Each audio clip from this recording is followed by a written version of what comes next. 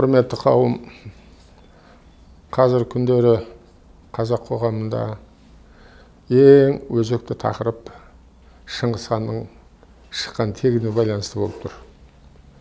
Бұл баспасөз бетінде де, сондай-ақ телеэкранда да, сонымен қатар әлеуметтік желілерде де Шыңғыс ханның тегіне байланысты әртүрлі пікірлер орын алып келе жатыр.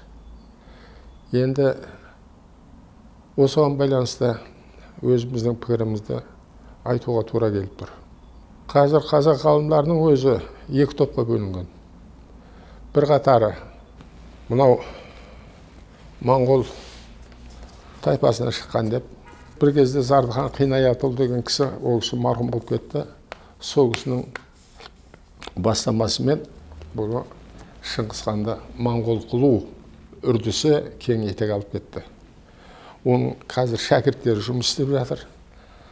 Қойшығара Салғараұлы, Дәулетханұлы, Қаржаубай Сартқожаұлы, Мыңжан, тағы басқа кісілердің ұстанған бағыты бойынша бұл моңғол болуы тиіс екен. Мысалы, Зардыхан Қинаятұлы айтады, қазақтың тарихын тек қазақ топырағынан, моңғолдың тарихын тек моңғол топырағынан іздегенде ғана біз шындыққа бір табан жақындаймыз дейді. Ал енді бәріміз білеміз, Шыңғыс хан Қалқа жерінде туылған. Сол кезде Шыңғыс хан туған кезде Қалқа жері кімге тән еді? Оны 6-шы хижренің 84-ші бетінде былай деп жазылған. Қалқа өзенінің Бұйра көліне құятын сағасында көп малды Қоңырат деген ел бар деп жазылған.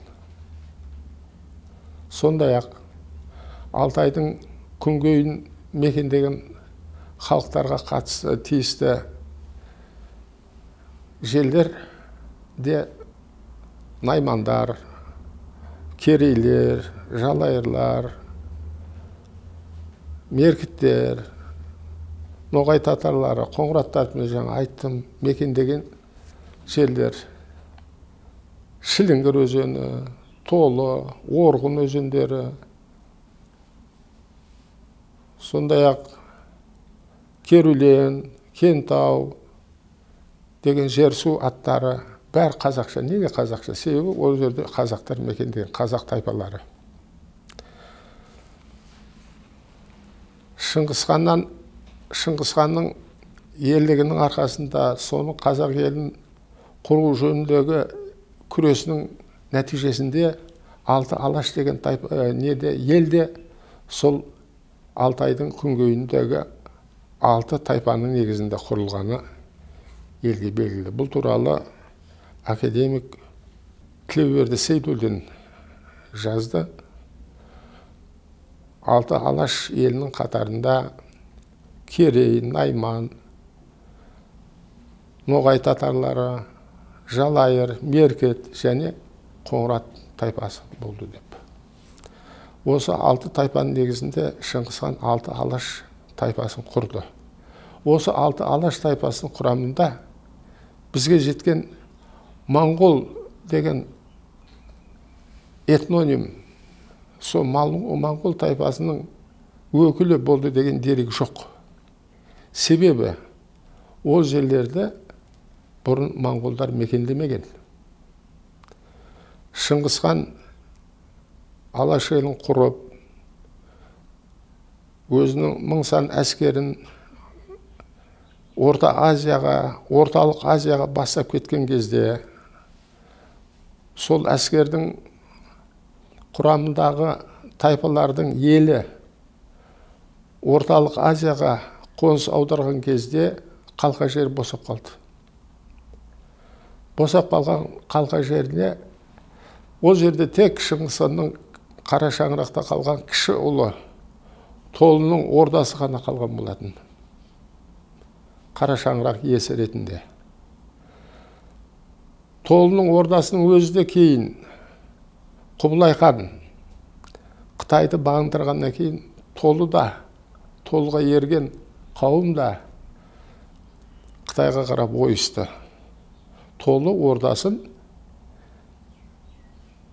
Ханбалық деген қалаға көшірді. Ханбалық ол қазір Бейжің деп аталады. Бейжіңге көшкеннен кейін артынан ерген рулар да сол жаққа қарап қоныс аударды. Алтайдың күнгейі босап қалды. Ал босап қалғаннан кейін, жүздеген жылдардан кейін 16 ғасырда ойраттар келіп қоныс аударып, көшпелі ойраттар келіп қоныстанды. Солар қазіргі кезде айтады,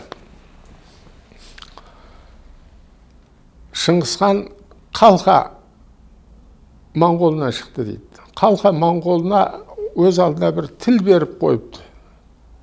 Моңғол тілі, ойрат тілі, Қалқа Моңғолы тілі, Қалмақ тілі бәрі Моңғол тілдері тобына жатады деп.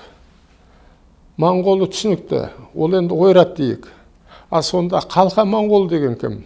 Ол әрине Қалқаны мекендеген қоңыраттар болатын. Бұл бір деп қойыңыз.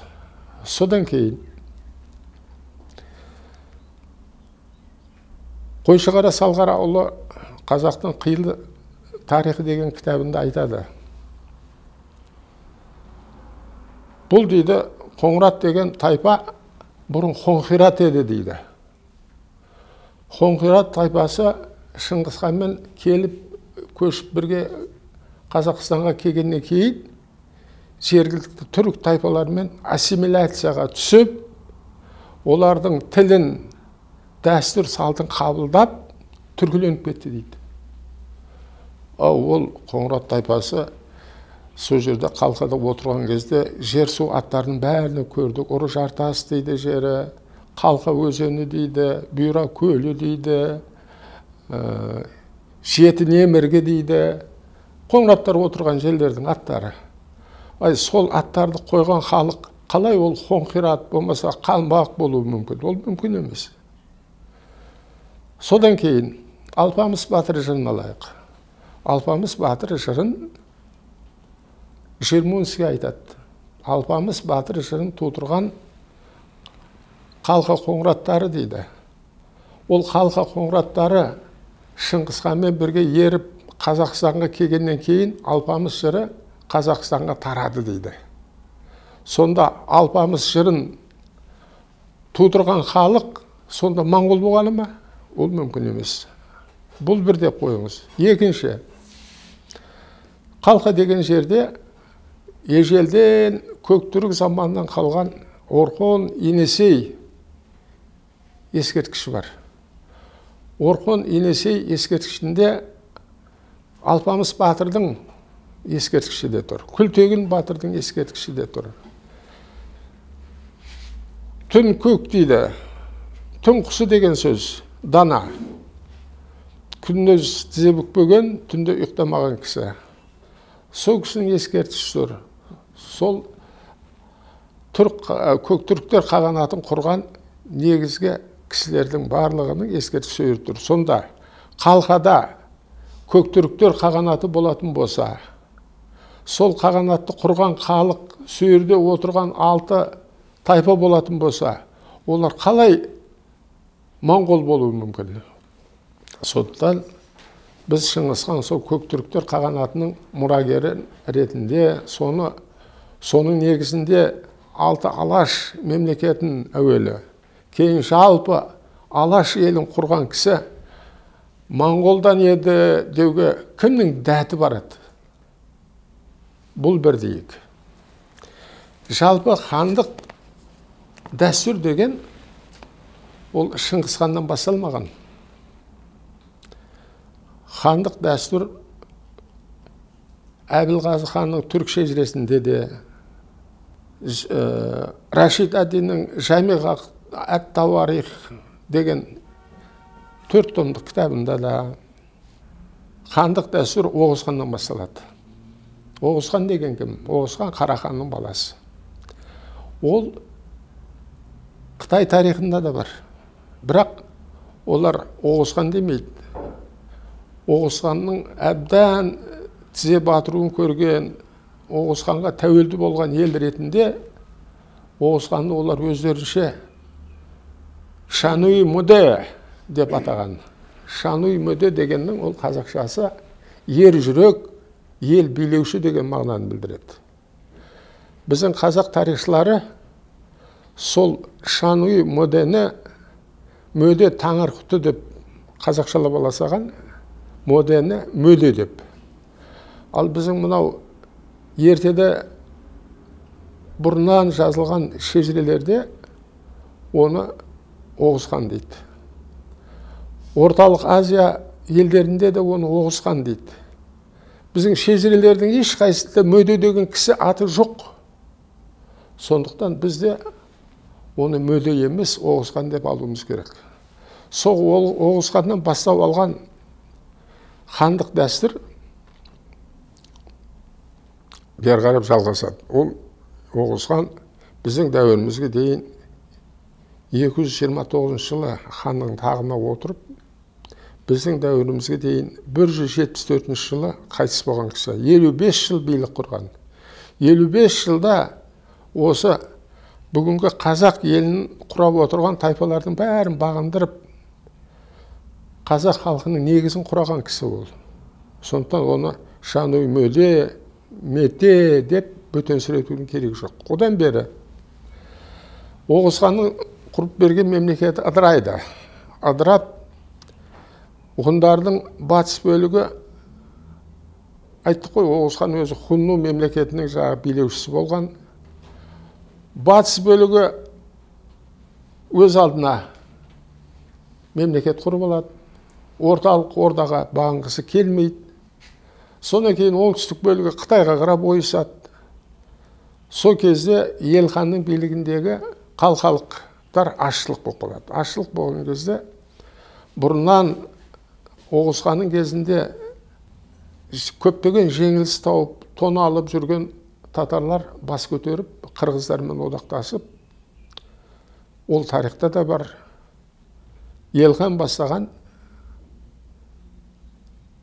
шығыс түрік қағанатының шығыстағы қағанатты жеңеді. Содан кейін ол Елханның өзінің терісін тірідей сыпырып алды деген дерек бар. Қатыгездік сонша. Сондай қырғынға ұшыраған халықтың азғантай қауым Ергенехон деген жерге барып 450 жыл өмір сүрген. 450 жылда жаны да малы да көбейген. Ол бекерге өмір сүрмеген олар. Олар елге қайтамыз, бұрынғы жоғалтқан жерімізді қайтарып аламыз деп дайындық жасаған сонша жыл бойы.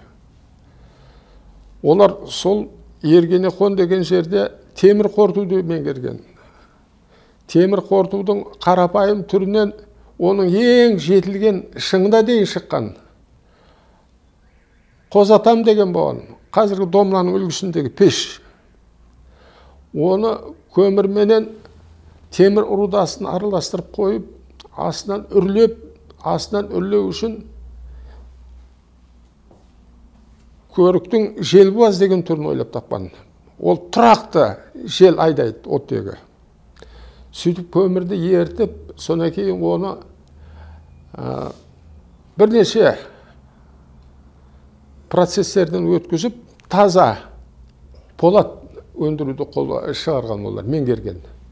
Пәстегі халықтың қару-жарағының сапасыз болатын себебі оларда қола, содан кейін ондай шым болат пәстегі халықтарда болмаған. Бұл дерек біздің қолымызға түсті. Ондай қозатам, желбуаз, көрік деген мәселе, ол біздің зерттеушілеріміз оны анықтады. Ол Гумилевтің кітабында да бар. Сол халық Ергенехон деген атының өзінде де мән бар. Ергене деген Қоңыраттың ол таңбасы. Ғұн деген аттың баламасы. Сол жерде Ергенехонда Құрлас деген хан болған. Құрлас деген ханның ұрпақтары біз құраттармыз деп атаған өздерін. Құраттар өздерінің о бастағы Хон деген атын қойып, Қоңырат деген содан шыққан. Ол сол ергене қоннан қоңырат болып шықты деген сөз шежірелерде бар. Мысалы, Әбілғазының түрік шежіресінде ол тұр. Содан кейін бұл халық 450 жылдан кейін пәске түскен Бумын қағанның басшылығымен. Оның пәске түскен кезде былай, бірінші мәрте көрінуі былай.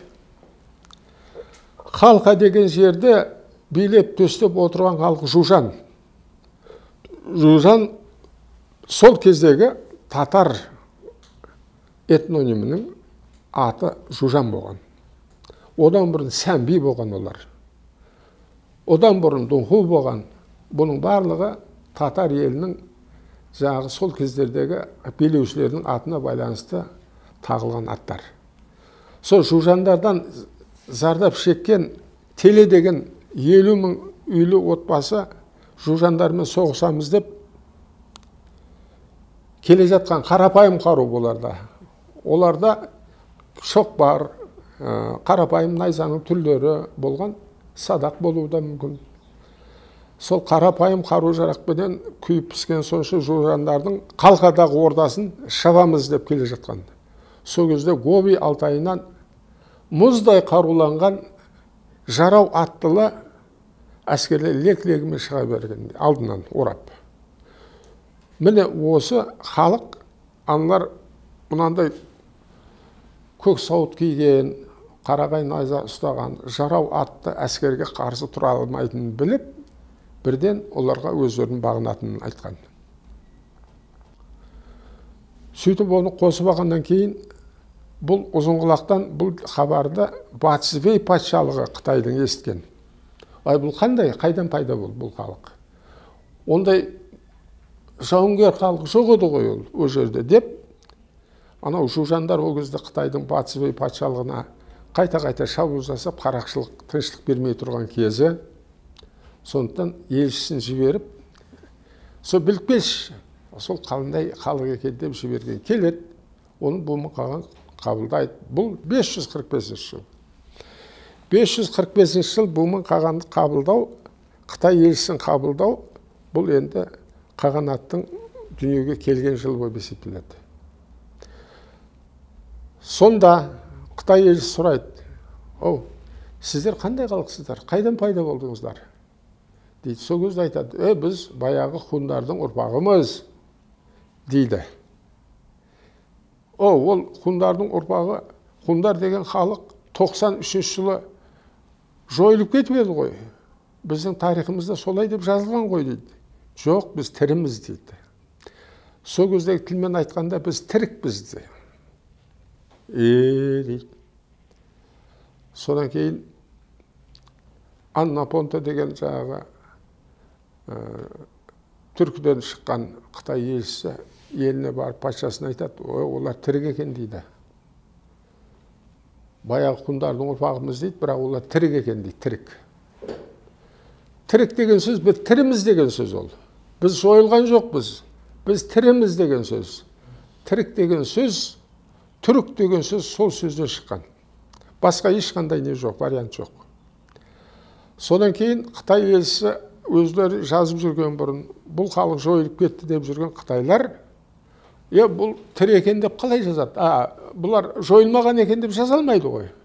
Сондықтан бұл жаңа халыққа бұлар тірік деген ат берген. Тюкю деп жазып. Кейін ол Европаға түрік болып ауған, соныменен біздің қазақтар түркіт деп жазады. Түркіт деген дұрыс емес. Ол түркіт деген сөз, түрк жұрты деген сөз. Түрк юрт. Міне, біздің қазақтың тарихшыларының бір шалалығы осы, содан кейін түрк дегеннің этимологиясын білмейді, қайдан шыққанын білмейді, осы мәселеге назар аудармайды. Кім дайындап берсе, дайын асқа ие. Ол болмайды, оны зерттеу керек. Қайдан шықты бұл сөз деп ой жіберу керек. Қоңырат қайдан шықты? Құрлас қайдан шықты? Құрластың құраттар болды. Құраттарға да дейінгі аты қоң құрат болды. Содан қоңырат шықты. Одан бұрын хун болды олар. Ал енді қалай хун болып қалды? Осы мәселеде де түсінбеушілік көп. Хун деген мәселеге түсінбеушілік көп, себебі нақты оның түрк тілдес халық екенін бәрі біледі, бірақ ол қайдан шықты ол халық? Біздің қазақ ғалымдары оны зерттемеген. Хун деген халықтың Қытай иероглифі менен оңтүстік диалектілерінде хун хонг деп жазылады екен. Енді оны ғұндардың жаңағы қытайша атауы деп жазып жатыр. Оны Қытай тілін меңгерген ғалымдар, біз оған соған қосыламыз. Бірақ сол хундар қаяқтан келді деген мәселені әлі ешкім шешкен жоқ. Ол мәселе Алпамыс батыр жырында бар. Мынау Байсын деген жерде үлкен Қоңырат деген ел болған. Содан кейін Байсында егіншілікпен де шұғылданған, мал шаруашылығымен де шұғылданған. Егіншілік жағы мысалы үшін егін ексе, малдары көп болған, көп мал барып егінді таптаған. Содан барып, сол Қоңыраттардың ішінде Байсындық егіз дау жанжал шыққан. Содан кейін болмайды екен. Мынау малымыз көбейіп кетті, басқа жаңа қоныс іздейік деп, олар Қалқа даласына келген. Моңғолдың қазіргі қиыр шығысындағы Қалқа даласын, ол енді бұрын Алпамыс батыр жырында айтады, Қалмақ даласына көшіп кетті дейді, 10 мың отбасы дейді. Ол оңай халық емес, 10 мың отбасы деген сөз 50 мың адам. Содан кейін әйелдеріне де жақсы аттарды әкеп тартты дейді. Осындай Жартыбай деген ақсақалдың басшылығымен көшіп кетті дейді. Бұл деректі біздің түркітанушы зерттеуші Гумилев толық зерттеп, оңтүстіктен келген көшіп келген тайпа екенін жазады кітапта. Хунну деген кітабы бар, Москвада шыққан 2003 жылы. Онда толық жазады. Біздің дәуірімізге дейін 1200 жыл бұрын Қалқа даласында Хун мемлекетінің қазық қағылғаны кітапта тұр. Оны Қалқа даласына әкеліп, жаңағы қазығын қаққан, ол мемлекет құрған Қоңыраттар. Содан кейін Шыңғысхан туған кезде де Қалқа даласында Қоңыраттар отырды. Олар Қоңыраттар ол даланы ешкімге бермеген. Жаңа айттық, Ергене қонынан түсті. Көк сауыт киген, қарағай найза ұстаған, жарау атты әскер жилет-легімен шықты дедік қой. Сол Бумын қағанның әскері болатын. Ол теле тайпасын қосып алды, кейін әскерін көбейтті, кейін жужандарменен арада жанжал тудыру керек болды. Сол үшін жужандарға елшісін жіберді. Маған қызыңызды беріңіз деп. Сол кезде жужанның ханы Анахуан бұлған талған болғашылығы, сен менің темірші құлым едіңдір, қайыққа сен менің қызымды сұрауға дәтің барды деп.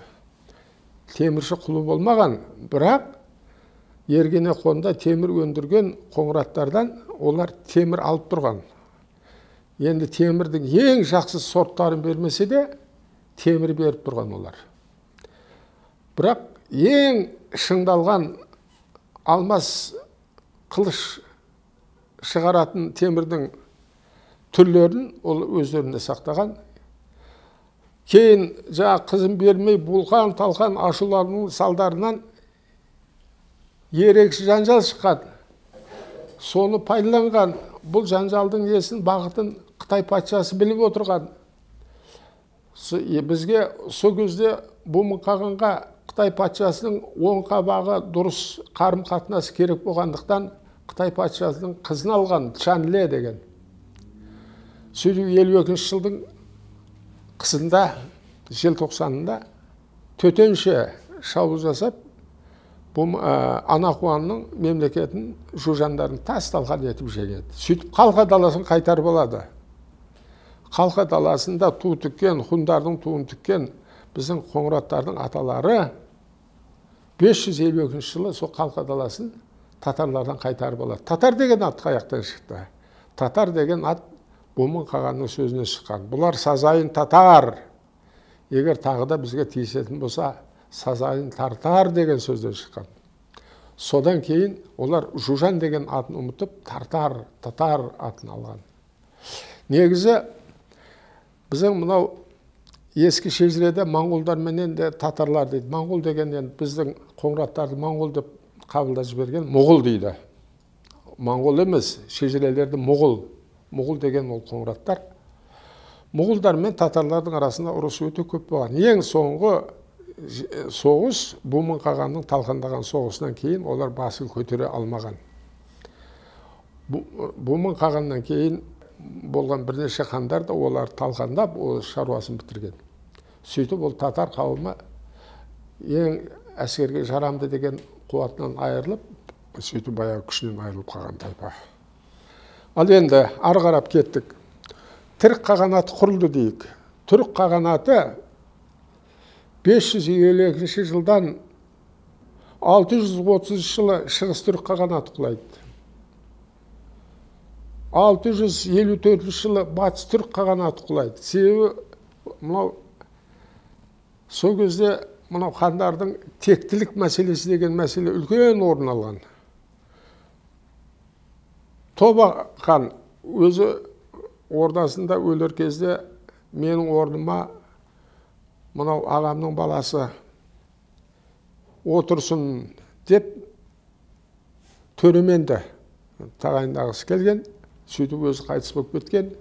Төремен болатын кезде, төремен ақ кезге отырғызып хан көтерер кезде жанжал шыққан. Бұның шешесі тексіз.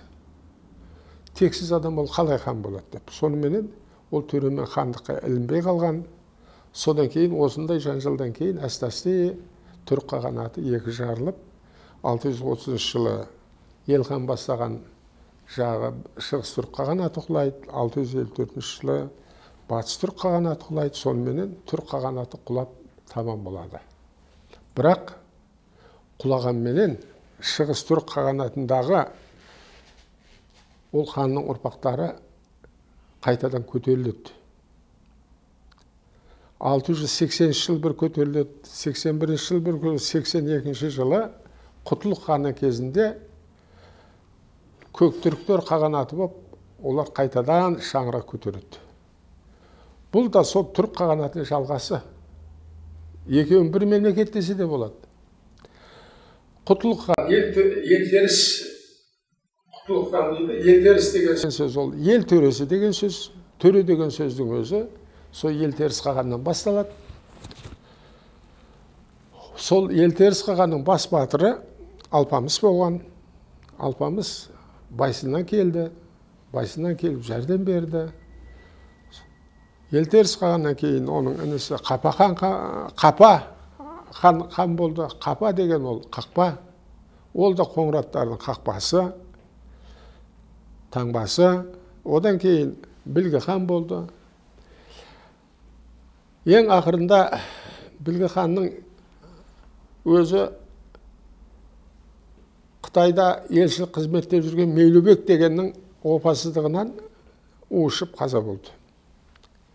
Орнына келген ұрпақтары, бірінен кейін ұрпақтары, ең ақырғы ұрпағы Тәңірхан деген Білгі ханның әйелі жесірі Бөбек ханымның ұлы болатын. Бөбек ханым ұлына сөзіне өтімділігін пайдаланып, сарай қызметіне өзінің ұнамдысын қарапайым. Ол сарай қызметіне, орда қызметіне қарапайым қанды адамды кіргізуге болмайды. Бөбек хан кіргізіп алды. Ол содан байланысты тағы да орда ішінде айтыс тартыс, қантөгіс болып кетті да, Көктүріктер қағанаты да ыдырады. Көктүріктер қағанаты ыдыраған орнында сұлтандардың билігіндегі керейлер өз алдына хандық құрып алды. Сұлтанның билігіндегі наймандар өз алдына хандық құрып алды. Бірақ ордадағы билік Құлынбекті бастаған жауынгерлердің қолында қалды. Ордадағы билік сол биліктің ұрпағы Шыңғысхан қалқадағы. Сол қалқадағы ордада дүниеге келген Шыңғысхан қайтадан өзінің тарихи түрік қағанаты дәуіріндегі тарихи жағдайды қалпына келтіру үшін күресті.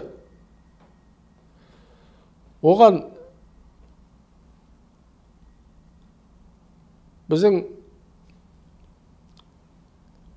Алтайдың түстігіндегі тайпалардың ішінде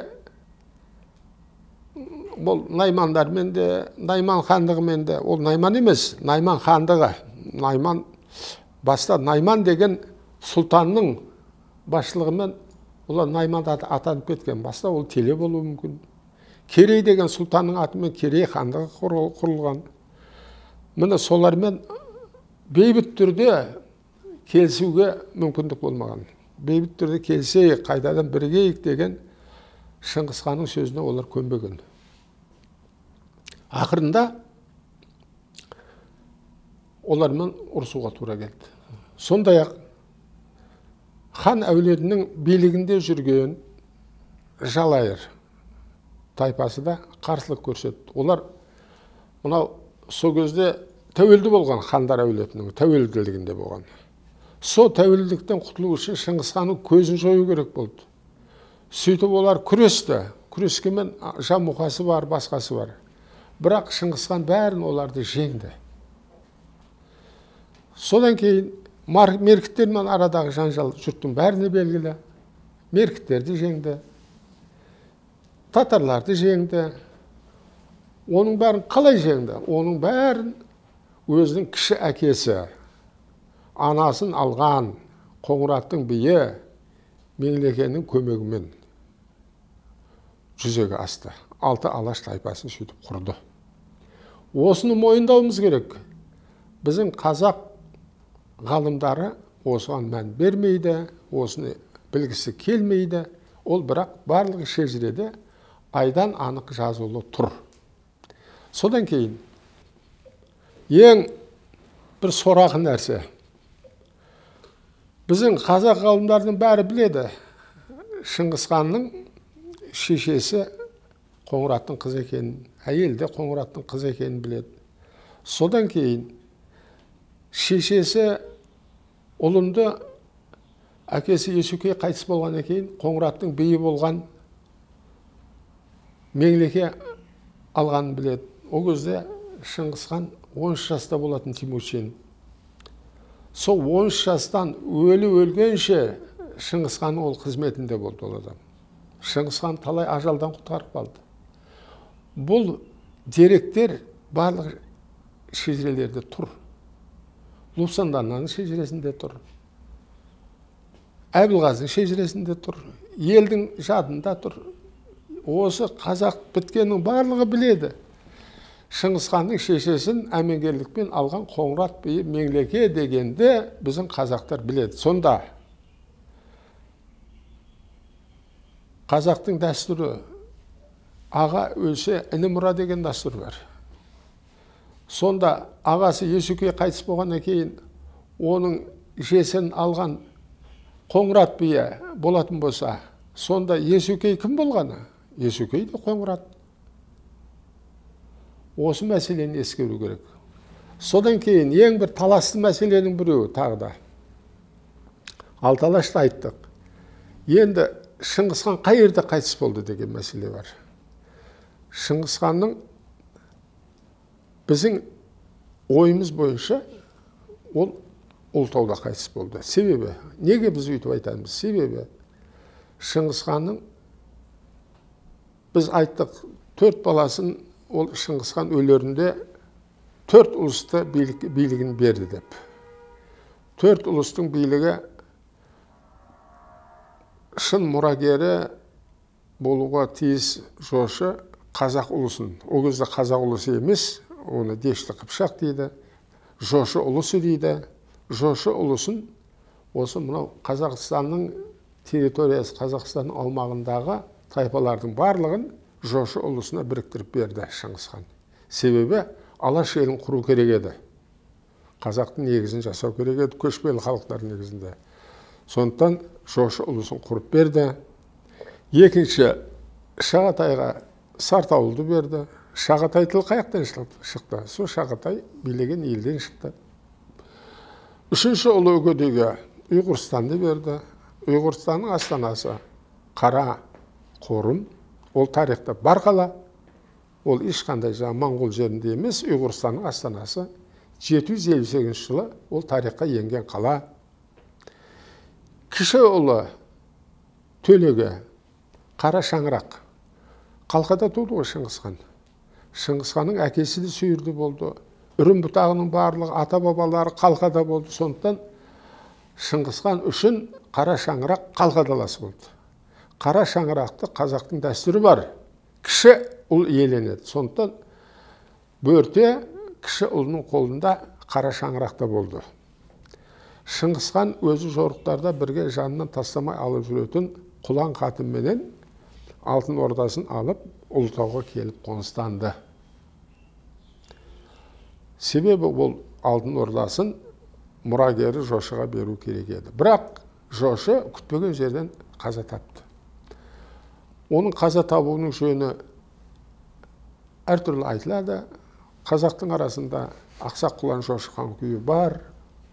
Оның шығу төркінін ел біледі.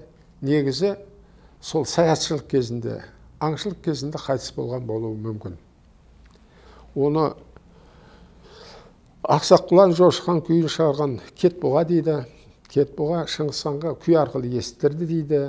Бұл аңыз шындыққа сәйкес келеді. Бірақ Шыңғысханның өзі де сол кезде денсаулығы нашар тұғын. Ол аңшылық кезінде аттан жығылған деген дерек бар. Сарысу өзенінің жағасында. Ол тарихта бар. Өзі аттан жығылған, өзі жасы келіп қалған, өзі өмір бойы 45 жыл бойы жаугершілікте жүрген адам, денсаулығына ол қаралмаған адам олысы. Ақырында денсаулығы нашарлап, Жошы қазасынан кейін ол 6 айдан кейін өзі де қайтыс болады. Сонда Құлан қатынның мазары Қаракеңгір, Сарыкеңгір деген өзеннің түйіскен жерінде. Жошы ханның қызы болған ана кесенесінің қасында. Екеуінің арасы 10 метр сүйреге қойылған. Себебі бұлар туысқан адамдар. Бір отбасының адамдары, бір әулеттің. Екеуі де жаңағы біреуі болған ананың жеңгесі, болған ана болса Құлан қатынның қайын сіңлісі. Сондықтан екеуінің мазары бір жерде. Ал енді кім айтады, мысал үшін Шыңғысхан анау Бұрхан қалдында өлді, сөйірді қайтыс болды, кейін Құлан қатын келіп Ұлытауда өлді дегенге сенуге болады ма?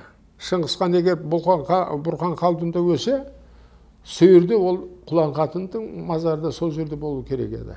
Бірақ Шыңғысхан осы баласының қазасынан кейін өзінің ауру асқынып, 6 айдан кейін Шыңғысханның өзі 1227 жыл қайтыс болған. Оны 3 ай бойы аза тұтты. Бүкіл ел келіп аза тұтты 3 ай бойы. Ханзадалардың қайғысына ел болып ортақтасты. Сондай жағдайда оны жасырын көміп үстінен атайдап жіберді деген ісқасқа кімге керек? Ол қазақы дәстүрмен Шыңғысханның өзінің ол өлерінде айтып кеткен. Сүбетей Баһадүр басқа батырларына мені өлсем, менің де ажалым жақын қалды, мені осы биікке қоясыңдар деп көрсетіп кеткен. Сол көрсетіп кеткен жеріне оны қойды. Сол кезде Жошы хан кесенесі салынып жатқан болатын, ол қайтыс болған кезде. Жошы хан кесенесі біткеннен кейін Бату өзінің атасы Шыңғысханға кесене салдырды. Жошы хан мен Шыңғысханның кесенесін екеуін салыстырып көрдік. Біз барғанбыз 2018 жылы ол кесенеге зиярат еткенбіз. Ол Жошы хан кесенесінен сәулеті анағұрлым үлкен. Құрылысы үлкен, сәулеті зор. Ол екеседей үлкен. Сонда қазақ хандарының ішінде сол Алаша хан кесенесіндей кесене салдыратын хан болды ма? Болған жоқ ондай қазақ хандығында. Қазақта ондай хан болған жоқ. Ол Алаша хан деген Алаш елін құрған Шыңғысханның кесенесі. Оның жан-жарының біреуі Құлан қатында сол Ұлытауда жатыр. Үлкен ұлы Жошы да Ұлытауда. Сондықтан біз ол Алаша хан кесенесі Шыңғысханға тән деп сеніммен айта аламыз. Ал енді қандай сұрақтар болуы мүмкін? Біз айттық, моңғол жанды тарихшылардың сөзінде ешқандай негіз жоқ. Жер жағдайының өзінде біздің қазақ руларына келіп тұр ол жер. Шыңғысхан Алталаш құрған жер. Моңғолдардың осы әскербасылардың қатарында бір моңғол қалмақ болды деген дерек бар ма? Ондай дерек жоқ. Бәрі қазақ руларынан шыққан батырлар, қолбасшылар. Сондықтан моңғолшыл ғалымдарға өздерінің әрекетін тоқтату керек деп ойлаймыз. Ол таза қазақ, ол Қоңыраттан шыққан қаған. Осыған тоқтайық, құрметті ағайын. Уәжге тоқтайық. Әрі тарт, бері тарттан ешнәрсе шықпайды. Мейлі, егер менің бұл деректеріме қарсы пікірлеріңіз болатын болса, айтыңыздар, жазыңыздар, мынау дұрыс емес деңіздер.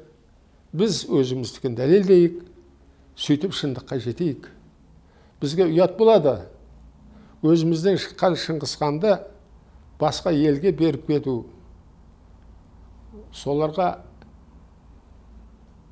Солардың қаны деп мойындау біздің қазаққа ол жөн келмейді.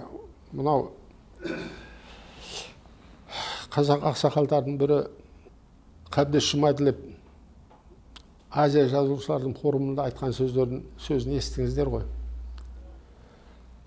Рахмет моңғолдарға.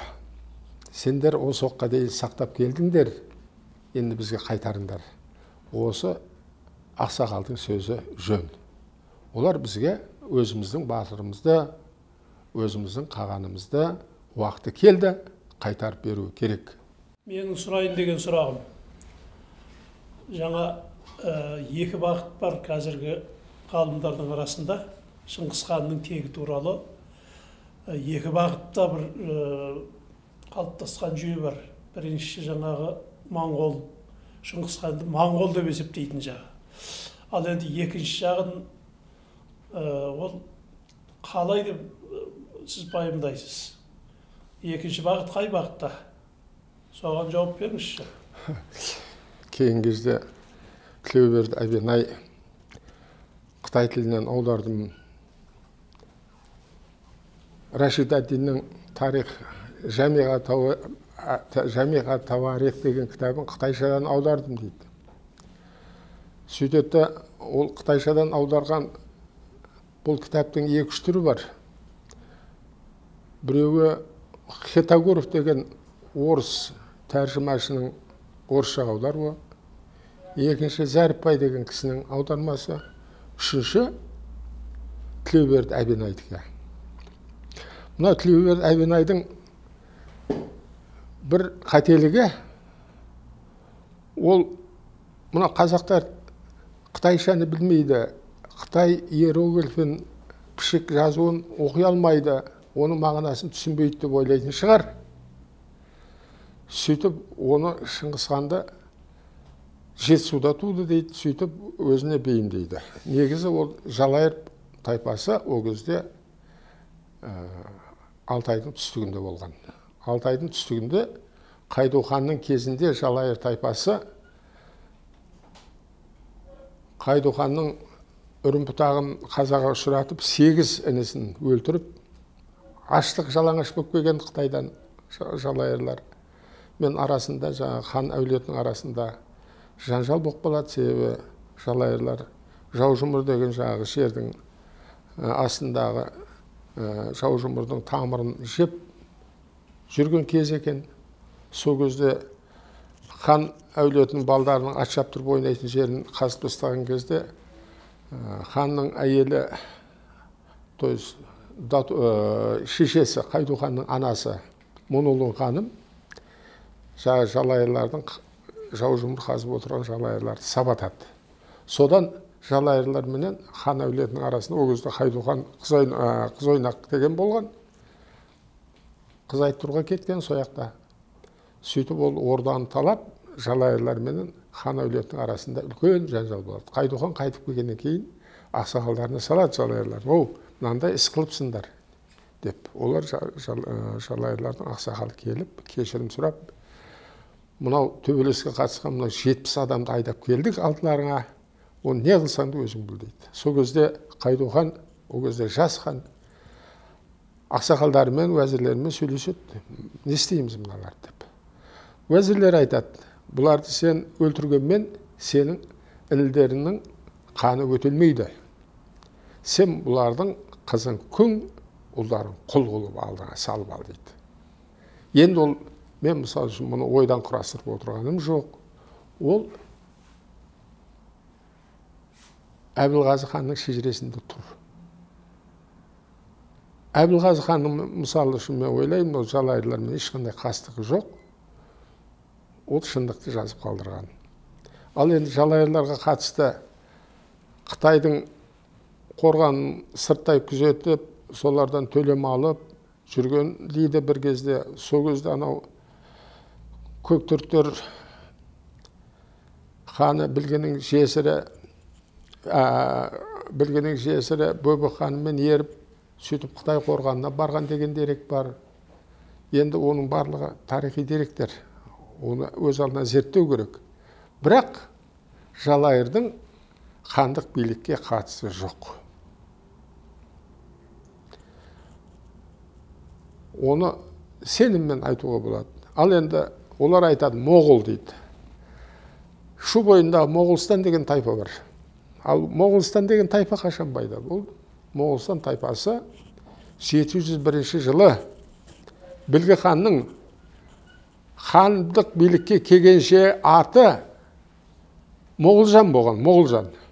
Сол Моғолжан інісі Күлтегінмен бірге 701 жылы Шу бойындағы 6 тайпаны бағындырып, Көктүріктер қағанатына қосқан. Сөйтіп Моғолжан оны хандық билікке келгенше тікелей басқарған еншілік аймақ ретінде, хандық билікке келгеннен кейін де оны тікелей басқарған. Ол Моғолжанның атынан Моғол деген тайпа содан шыққан. Соны біреулер айтады, ол Моғол деген тайпа, значит, Моңғол дейді. Ол Моңғол емес. Ол Шу бойындағы түркі тілдес тайпа. Оны Көктүркі қағанатына қосқан Білге хан, Моғолжан, оның о кезде билікке келгенше өзінің төл аты ол Моғолжан. Моғолжанның атынан Моғол болып шығып тұр. Ал енді Шыңғысхан өзінің әскеріне неге Моғол деген ат берді? Моғол деген ат берген себебі Шыңғысхан сол Моғолжанның ұрпағы. Моғолжанның ұрпағы болғаннан кейін Моғолстан, Моғол деген атты олар қабылдады. Ал енді мына орыс дейміз, европалықтардың Моңғол деп жүрген аты, оның өзгерген түрі. Оны жағы түркі тілдес тайпаларға бермеу үшін Моңғол деген тайпаны құрып алды, олар өздерінше қалмақ тілді. Оның бәрі ол бекер әңгіме. Негізі Моңғол деген тайпа ол болмаған тарихта. Оны Гумилевтің өзі айтады. Это монголы, это условное название дейді. Монголоязычных племен дейді. Условное название деген сөз, ол ондай тайпа болмады деген сөз.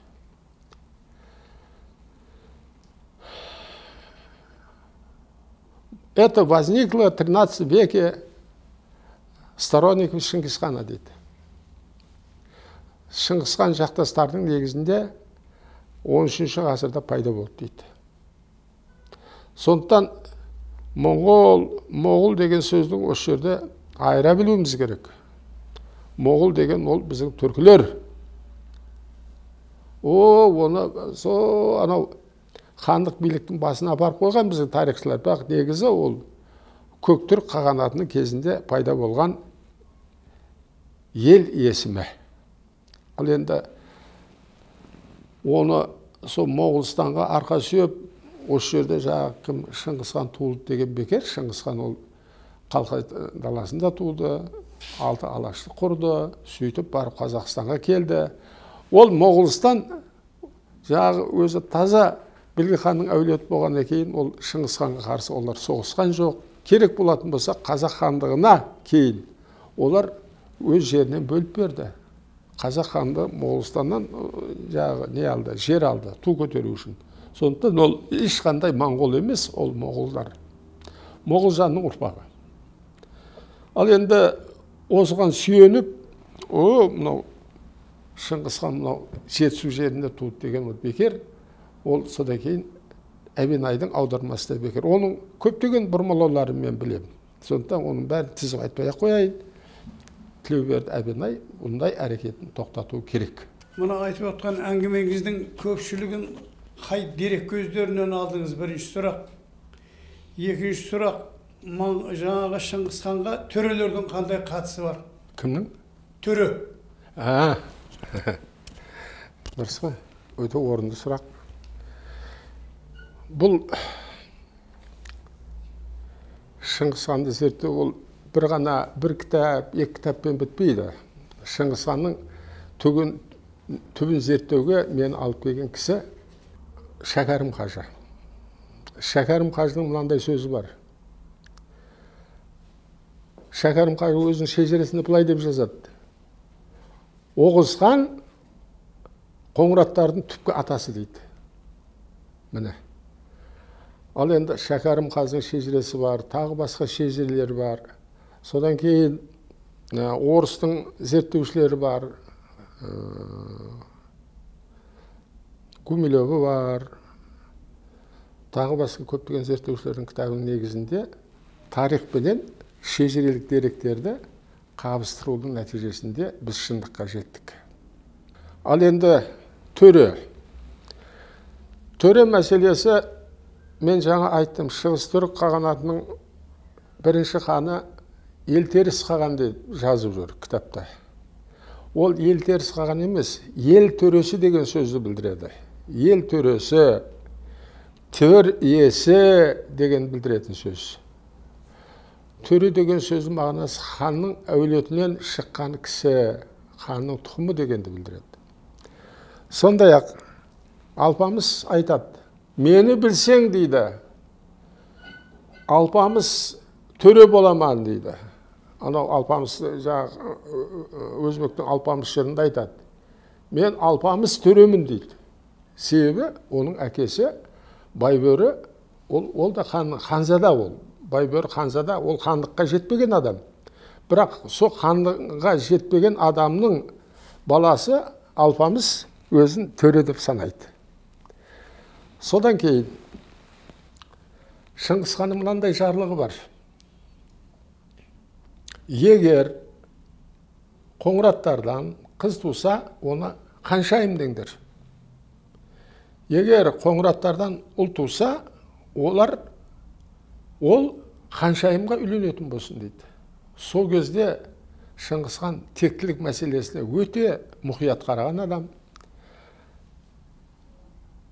Ана Қабылханның әйелі Қоңыраттың қызы. Одан бергі мынау Есукейдің шешесі де, Есукейдің әйелі де, Шыңғысханның шешесі де, әйелі Бөрте де, бәрі Қоңыраттың қыздары. Себебі бұлар Қоңыратпен өз елі ретінде сенімді білдірген, сенген. Бұлар сатпайды деп. Содан кейін тағы бір мынандай дерек бар. Кім айтады екен? Қоңыраттардың Дешті Қыпшаққа кең тарап кету себебі билеушілердің нөкерлері Қоңыраттан болған дейді. Неге? Нөкерлер анау ханның әулетін қоршап, қорғап жүрген. Сондықтан төрелер де Қоңыраттан шыққан, оны осы Қоңыраттың бір бұтағы десек, қателеспейміз. Қалқа өзені Бұйра көліне құят дедіңіз. Расында солай ғой енді. Қазіргі Моңғолияның қиыр шығысы Қалқа аумағы болады ғой енді, Қалқа өңірі болады. Сол Бұйра көлі жөнінде Қоңыраттың бір әжелеріміз дейміз ғой енді, қазір енді әжеміз болады. Сол әжеміздің аты Бұйра. Осы мынау Арыстың дарияның арғы бет жағында Апсабыт дейтін сапқоз бар. Сол Апсабыт сапқоздың маңайы Шардараға дейін бірталай ел бар сол жерде. Сол жерде божбандар бар. Қоңыраттың бір атасы ғой енді. Солар өздерін бұйра божбанбыз дейді. Осы жерде бір байланыс барау деп ойлаймын, сіз соған қалай қарайсыз? Бұйра туралы. Енді жер судың аты текке қойылмайды. Бұнда негіз болуы мүмкін. Бұйра көлі, егер әжеңіздің аты бұйра болатын болса, ол жерде жаңа қоңыраттар жайлаған болса, сонау ана құн дәуірінен бері ешкімге бермеген болса, сол үшін соғысқан болса, неге ол, мысалы үшін бұйра әжеңіздің аты бұйра көліне берілуі мүмкін. Сондықтан сіздің бұл жаңағы не дейміз енді, сіздің бұл нұсқаңыз шындыққа келуі мүмкін. Қалқа өзенінің бұйра көліне құятын сағасында көп малды Қоңырат деген тайпа бар деп жазылған. Осы Қоңырат тайпасы бар ғой, осы қалқадан еш ажырамаған. Құн мемлекетін құрған Қоңыраттар қалқада қазығын қақты ма, ең ақырында Шыңғысхан бері қарап Қоңыраттарды, мына Түркістан, мына Қазақстан Қоңыраттарын Мырзашөл атырабына көшіріп әкеткенше ол жерде болған отырған. Айттым ғой жаңағы, ең кіші ұлы Қытайға көшіп кеткеннен кейін босап қалған ол жер. Содан кейін барып жаңағы қалмақ тайпалар келіп қоныстанған, енді келіп соған біз Шыңғысханды қалай береміз? Бұның тарихи факт бәрі налицо. Ғұн деген сөздің өзі Қытайдың иероглифіменен қонқ деп оқылады екен. Яғни жаңа Әбенайдың өзі жазып тұр ғой. Соның өзі Қоңырат, Қоңыраттың этнонимі. Яғни ғұн деген елдің өзі Қоңырат деген сөз ғой. Бұның фактілері көп, жаңағы айттым ғой, жаңағы кім Алпамыс Батыр жырында бар көшіп кеткені, Гумилевтің жазуында бар көшіп келгені олардың. Содан кейін ол жаңағы Қоңыраттардың атасы Оғызхан деген сөз, Шәкәрдің сөзі, осының бәрі бір-бірін қуаттайды. Сондықтан біз жаңағы ғұндарды құрған ғұндарымыз, ол біздің Қоңыраттардың атасы екені сөз жоқ, осыған тоқтау керек.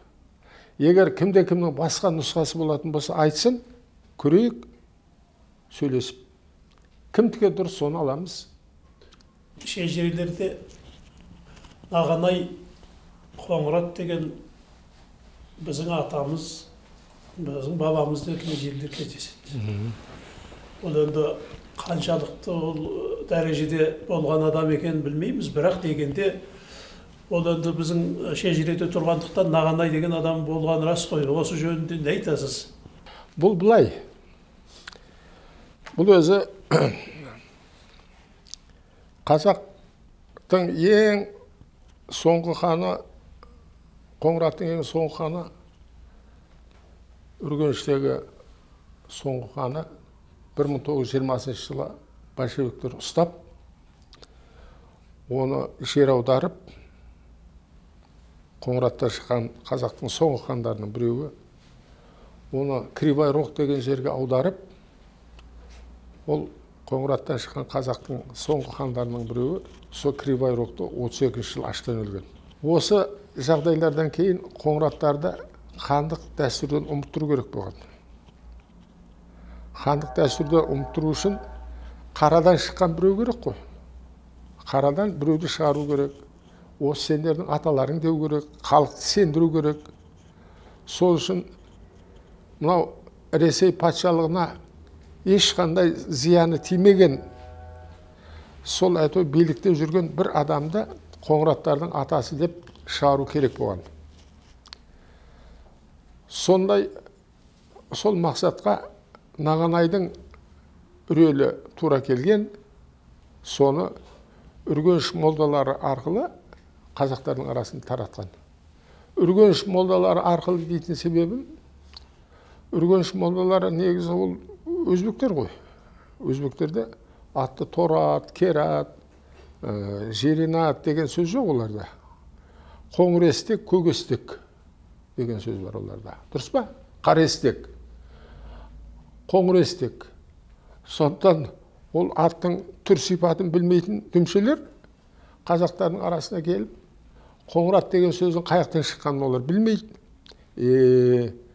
Бұл қоңыр ат мініп жүрген кісілердің атынан байланысты болу керек деп Нағанайды шығарған, оған 30 ұл берген, сөйтіп оларға қоңыр атты мінгізіп қойған.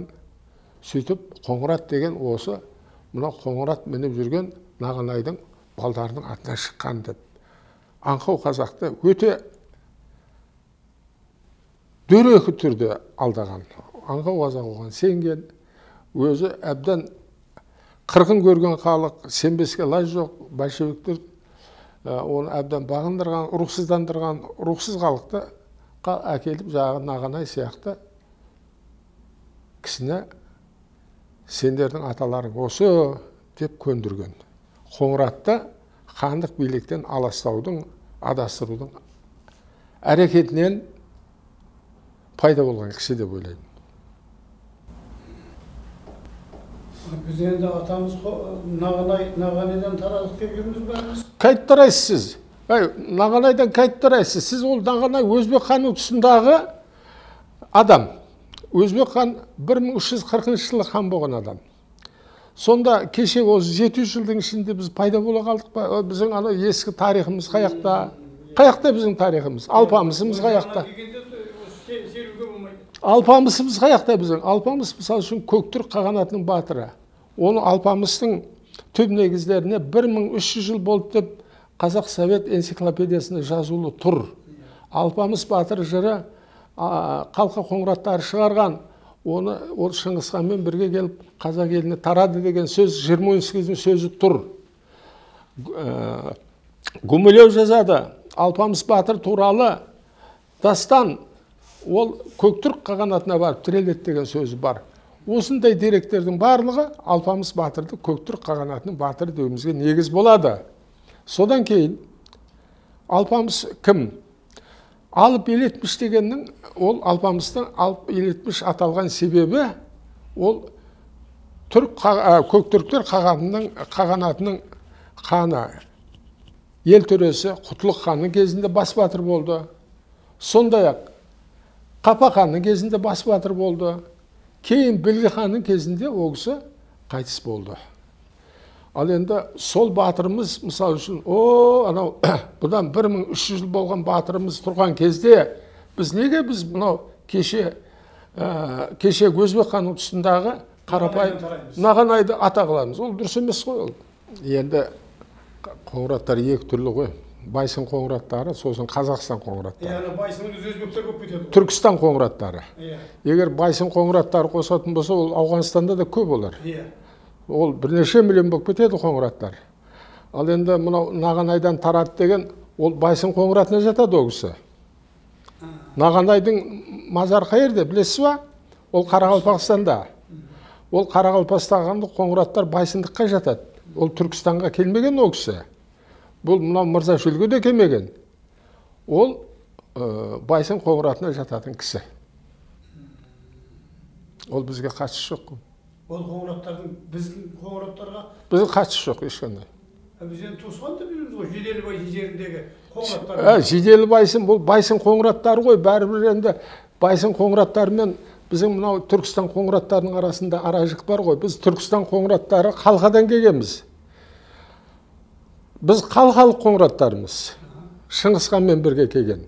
Байсын қоңыраттары сол жерде отырған жергілікті қоңырат болар. Бірақ түбі бір ғой, қарым қатынас болған.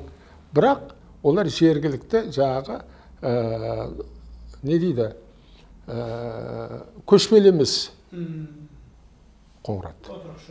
Отырықшы. Біз көшпелі қоңыраттарымыз. Біздің аталарымыз көшпелі болған. Мал шаруашылығымен шұғылданған қоңырат. Сол үшін малдары өте көп болған, мал жайылымын іздеп қалмақ даласына барып көшіп барған. Ал енді Нағанайдың Түркістанға кепті, Түркістанда жаңағы пәлен тірлік істепті деген дерек жоқ. Бірақ енді шежірелерді айтады, Орынбей тарқапты, Нағанайдан жаңағы Мелдеби тарқапты. Мелдеби деген ол Меңлік, ол Шыңғыс ханның кіші әкесі. Соны кеп айландырып кеп жаңағы адастыру үшін Мелдеби қылып, оны сөйтіп жүр. Бұл өтірік шежіре анау.